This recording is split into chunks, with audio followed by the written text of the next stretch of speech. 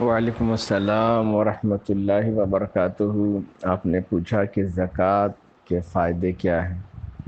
دیکھیے، قرآن شریف میں ہے، اللہ تبارک و تعالیٰ نے فرمایا خذ من اموالہم صدقۃ تطہرہم وتزکیہم بہا۔ معنی یہ ہے کہ زکوٰۃ سے مال کی صفائی ہوتی ہے، مال کا تزکیہ ہوتا ہے۔ زکوٰۃ کا معنی ہی ہے صفائی اور پاکی کے، تو گویا کہ زکوٰۃ یہ مال کا میل ہے جس سے زکوٰۃ نکالنے سے مال پاک ہو جاتا ہے۔ جیسے کپڑا گندا ہو جائے تو صاف کرنے سے کپڑا صاف ستھرا ہو جاتا ہے، ایسی زکوٰۃ نکالنے سے مال صاف ستھرا ہو جاتا ہے۔ اور یہ کبھی نہیں سوچنا چاہیے کہ زکوٰۃ دینے سے مال میں کمی ہوتی ہے۔ اعلیٰ حضرت نے ایک مثال دی ہے، اس کو آپ بغور سنیں کہ انسان جب کوئی درخت لگاتا ہے، روپتا ہے، اور جب وہ پروان چڑھتا ہے، بڑھتا ہے، اس کی شاخیں نکلتی ہے، تو جو عقل مند ہوتا ہے تو کچھ شاخوں کو وہ کاٹتا ہے تاکہ یہ تناور درخت لمبا ہو جائے، اور اگر کچھ شاخوں کو نہ کاٹا جائے تو اس سے اس کے اٹھان میں فرق پڑتا ہے، بڑھتا نہیں ہے۔ تو اب کوئی آدمی یہ کہے کہ بھائی اس کی شاخیں مت کاٹو، اس لیے کہ یہ شاخ ہے، اس کا ایک حصہ ہے، کاٹو گے تو نقصان ہوگا، تو یہ اس کی کم عقلی ہوگی۔ اس کو سمجھنا چاہیے کہ شاخیں کاٹنے سے یہ درخت تناور بنے گا، اٹھان بڑھے گا، اونچائی کی طرف جائے گا۔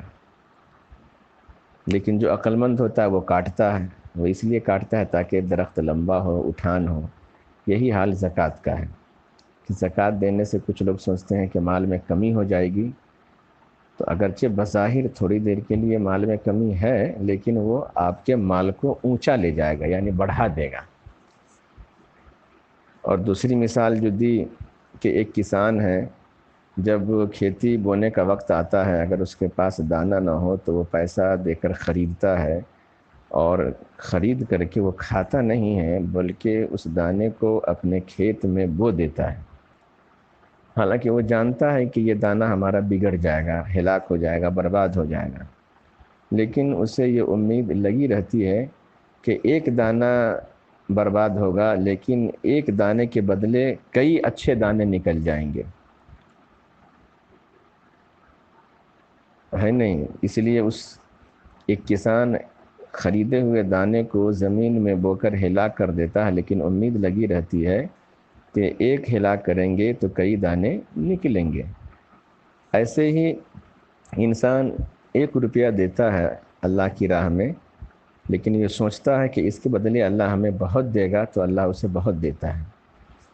ایک اور مثال دی گئی قرآن شریف میں، کَمَثَلِ حَبَّةٍ أَنبَتَتْ سَبْعَ سَنَابِلَ فِي كُلِّ سُنبُلَةٍ مِّائَةُ حَبَّةٍ، کہ اس کی مثال ایسی ہی ہے جیسے ایک دانہ ہے جس کو ہم نے زمین میں بویا، اور اس میں 7 بالی نکلی، اور ہر بالی میں 100 دانے، تو گویا کہ ایک دانے سے 700 دانے ہو گئے۔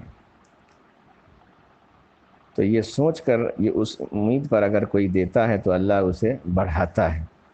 اگر کسی کو آزمانا ہو تو صحیح طریقے سے 1 سال وہ زکوٰۃ نکالے، مثلا 1 سال اس نے 1000 کی زکوٰۃ نکالی، تو انشاءاللہ آئندہ سال 1000 کی زکوٰۃ نکالنے کا وہ حق نہیں رکھے گا، بلکہ اللہ اتنی برکت دے گا کہ وہ 2000 5000 پہ چلا جائے گا، یعنی اتنی دولت اس کو آ جائے گی۔ اور اسی طرح اور بھی مثالیں ہیں، من جاء بالحسنۃ فلہ عشر امثالہا، کہ جو ایک نیکی کرتا ہے ہم اسے 10 دیتے ہیں۔ تو کہنے کا مطلب یہ ہے کہ زکوٰۃ ادا کرنے سے مال میں برکت ہوتی ہے، مال بڑھتا ہے، مال میں کمی نہیں ہوتی ہے۔ ایک کمزور انسان ایسا سوچ کر کے ہے نہیں زکوٰۃ نہیں دیتا۔ اس لیے آپ دیکھتے ہوں گے کہ جو مالدار لوگ یعنی اللہ کے راہ میں زیادہ دیتا ہے وہ اور زیادہ مالدار ہوتا چلا جاتا ہے، لیکن جو سوچتا ہے کہ ہم ہے ہی نہیں، ہم کیا لوگوں کو دے، اللہ کی راہ میں کیا خرچ کریں، تو وہ ہمیشہ مانگنے ہی والا رہ جاتا ہے۔ اس لیے ہمیشہ دینے والے بن کر رہے، لینے والے بن کر نہ رہے۔ شاید کہ یہ چند باتیں آپ اگر بغور سماعت کرے، سوچے، تو یہی کافی ہے۔ اللہ تبارک و تعالی ہم سب